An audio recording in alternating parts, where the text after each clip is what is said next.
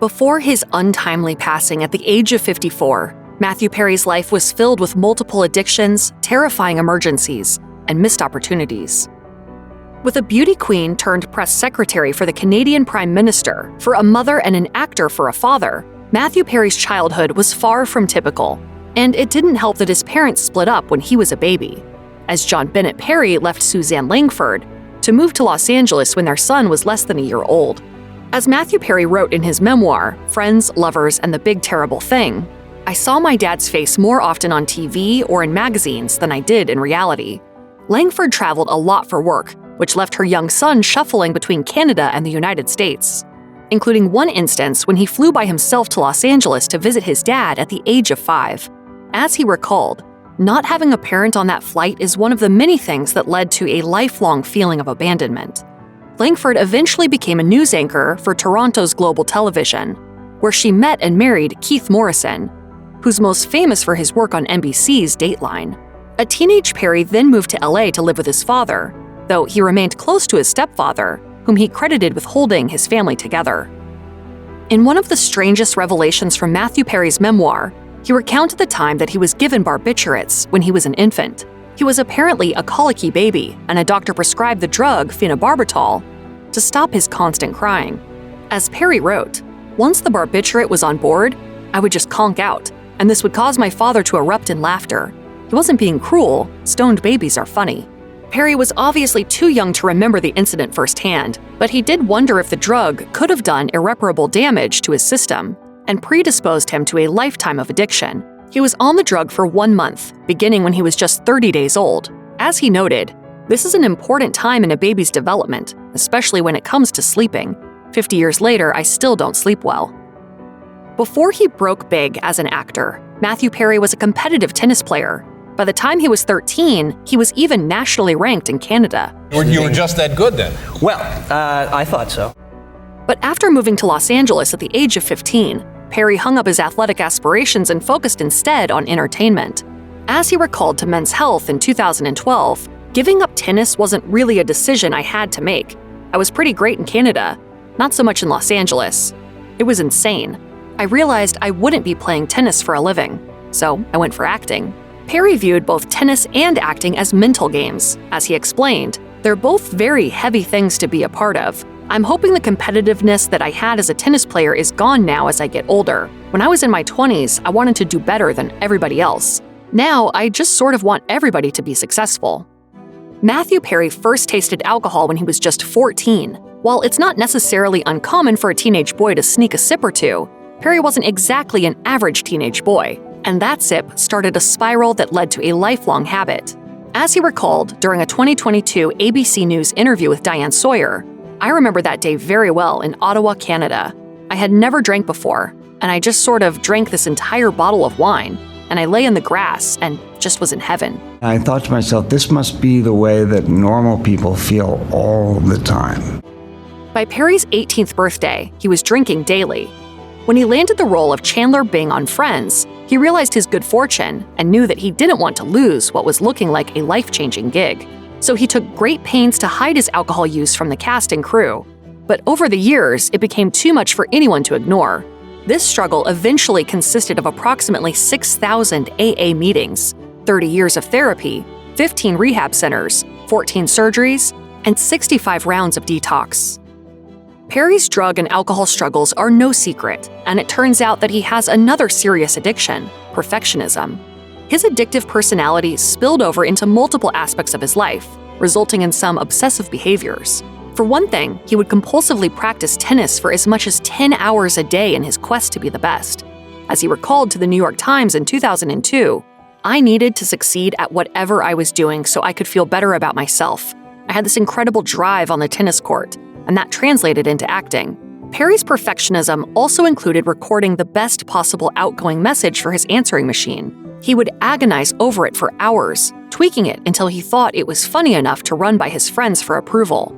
Then, based on their feedback, he would go back and spend even more time fine-tuning it until it was perfect. That obsession carried over into Perry's desire for fame. He was fixated on achieving stardom and all that it entailed. As he tellingly admitted, "There was steam coming out of my ears. I wanted to be famous so badly. You want the attention, you want the bucks, and you want the best seat in the restaurant. I didn't think what the repercussions would be. As a high-functioning alcoholic, Matthew Perry was basking in his newfound fame while hiding his excessive drinking. Before long, he also became addicted to prescription pills. That started in 1997 when he was prescribed Vicodin after sustaining injuries in a jet ski accident. As he recalled to People magazine in 2002, "It wasn't my intention to have a problem with it, but from the start I liked how it made me feel, and I wanted to get more." Eventually, as Perry revealed in his memoir, he was taking 55 Vicodin every day. Fans of Friends are even able to pinpoint that this addiction was at its worst during season 3, when he was alarmingly skinny. For better or for worse, I'm doing this in the public eye. Perry's first stint in rehab followed shortly thereafter when he spent 28 days in Minnesota's Hazelden Center in 1997. It didn't stick, though, as he got back up to his old tricks. And then some. Thus began the fall of one of Hollywood's brightest stars.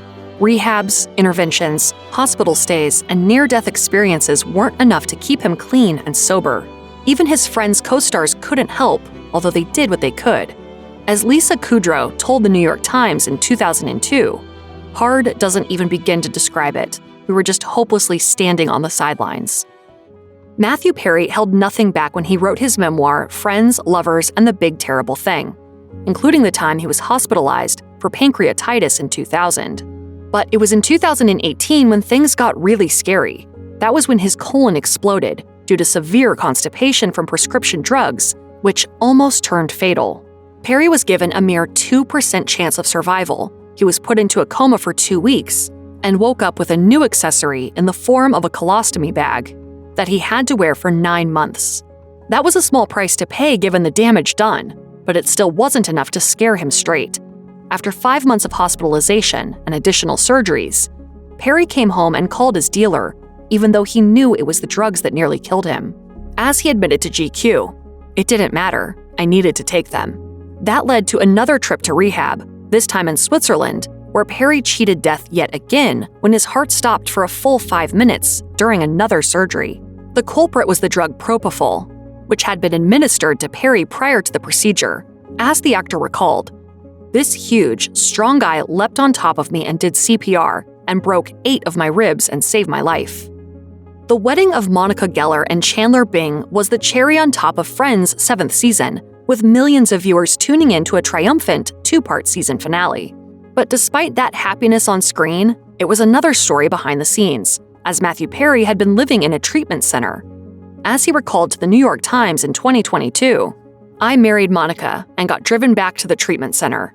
At the height of my highest point in Friends, the highest point in my career, the iconic moment on the iconic show, in a pickup truck helmed by a sober technician.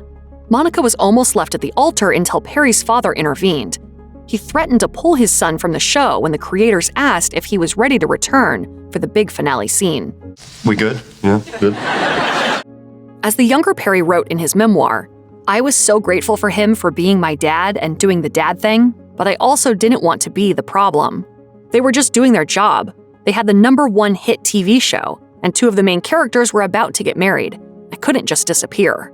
A compromise was reached when Perry was moved to a closer treatment center in Malibu, and then Chandler got hitched without a hitch before the actor playing him returned to rehab. With his endless charm and boyish good looks, Matthew Perry had no problem meeting women, but he did have a problem keeping them around. He famously dated Julia Roberts and Neve Campbell, among others, but he would always leave them before he could get hurt. As he admitted to GQ in 2022, "I break up with them because I'm deathly afraid that they will find out that I'm not enough, that I don't matter, and that I'm too needy, and they'll break up with me and that will annihilate me, and I'll have to take drugs and that will kill me. That's why I break up with these wonderful women that have crossed my path." Of all the women that Perry pushed away, the one that haunted him the most was Roberts. He broke up with her while they were in a car that was being chased by paparazzi. As he recalled, "The reason I did that was purely out of fear. I needed to get out." She was upset and couldn't believe it. Perry told the New York Times in 2022 that he could see himself married with children, though he sadly never got the chance. Matthew Perry's story is proof that addiction can come for anyone.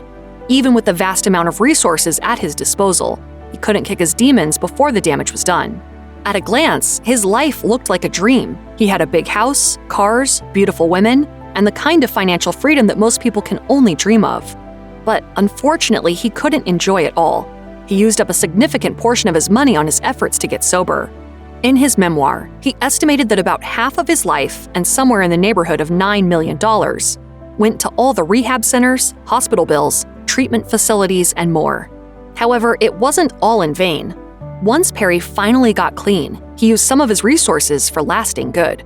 He established a sober living center called Perry House, and he also became publicly vocal about addiction and recovery, including advocating for drug courts to Congress. Just a year before his death, he said on the Q with Tom Power podcast, "When I die, I don't want friends to be the first thing that's mentioned. I want helping people to be the first thing that's mentioned." No matter how far down the scale you've gone, that means you can help more people. If you or anyone you know needs help with addiction issues, help is available. Visit the Substance Abuse and Mental Health Services Administration website or contact SAMHSA's National Helpline at 1-800-662-HELP 4357.